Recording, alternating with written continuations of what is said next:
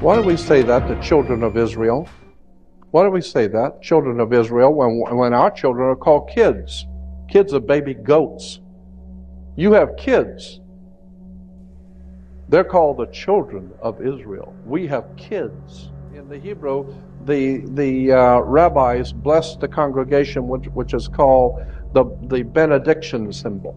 Again, the black robe for the planet Saturn, and Yahweh connected to the volcano god Vulcan. This is why Mr. Spock is a Vulcan. It's all Jewish religion, Hollywood, sex, drugs, and rock and roll. And the Gentiles just love it. Can't get enough of Hollywood. And that's why God has withheld his protection from our nation. This is why our country is now in the darkest period as has ever been, because we have given ourselves over to ignorance, stupidity, ill-informed religious philosophies, and have not come before God with a trite heart and wanting to know the full truth. Statue of Liberty, it's holding the torch of illumination, which is the Promethean torch of Freemasonry. And if you go to the Statue of Liberty, you'll see a bronze plaque inside saying that this was given to the government of America by the French Grand Orient Temple Masons.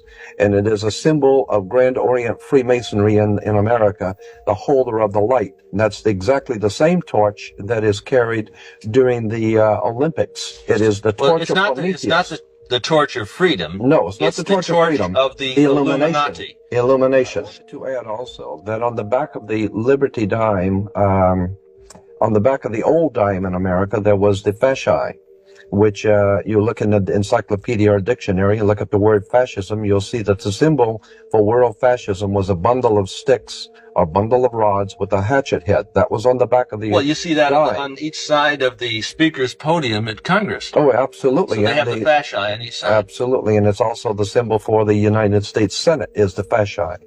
But the point I want to make is that was on the old dime. Now on the new dimes, you will see it has been transplanted a torch instead of the old fasci, because fascism was used at one time to prepare the world for the New World Order. Now the New World Order is in place. That's why on the dollar bill it says Novus Ordo Seclorum is New Order.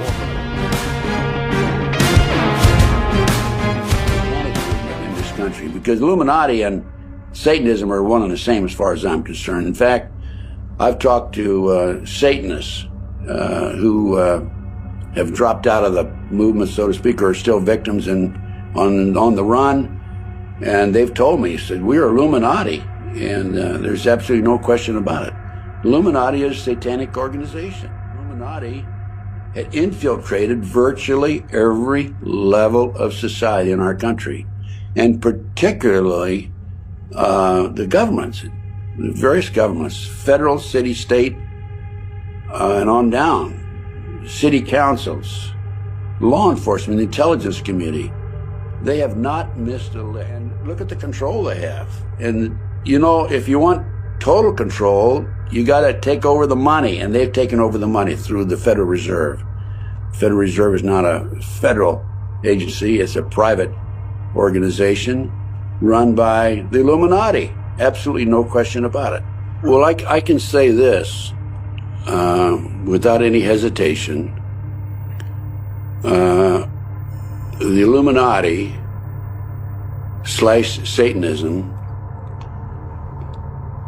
is about 1.5% of the population of this country today. That's a lot of people.